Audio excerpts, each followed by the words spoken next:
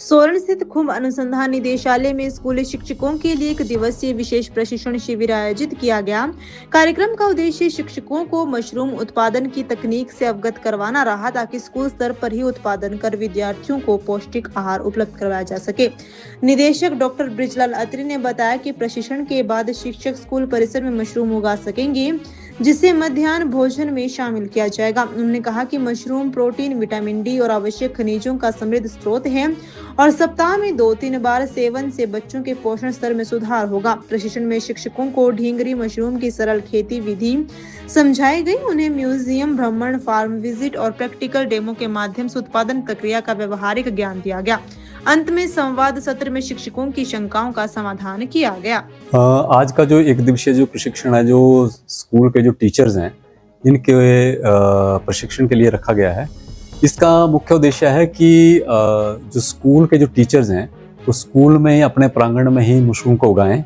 बच्चों को भी उसको सिखाएं और जो मशरूम का उत्पाद होगा उसको उत्पाद को अपने जो मध्याह्न जो भोजन बनता है, जिसको मिड डे मील कहते हैं, उसमें शामिल करके बच्चों को मशरूम का, क्योंकि मशरूम एक संपूर्ण आहार है, तो अगर बच्चे इसको अपने दैनिक आहार में शामिल करके या अगर हफ्ते में 2 या 3 बार भी खाएंगे तो उनको क्या होगा कि उनको जितने भी पोषक तत्व हैं उनको मिलते रहेंगे और उनका जो स्वास्थ्य है वो काफ़ी अच्छा रहेगा। तो इसका मुख्य उद्देश्य है कि टीचर्स को इसका प्रशिक्षण दिया जाए। जो ढींगरी मशरूम है इसको बड़े अच्छे तरीके से उगाया जा सकता है। इसमें ना तो कोई आपको खाद बनाने की ज़रूरत है, और जो भी हमारा कृषि अवशेष है, जैसे तूड़ी हो गई, पराली हो गई, कोई भी कृषि अवशेष है, उसको इस्तेमाल करके छोटे से कमरे में 10 बाई 10 का भी अगर कमरा स्कूलों के पास होगा तो उस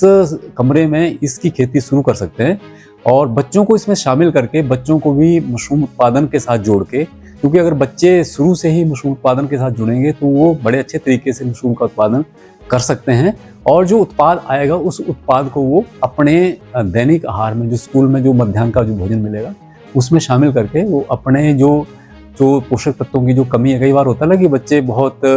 रूखी सूखी रोटी जो है खाते हैं, तो अगर मशरूम को अगर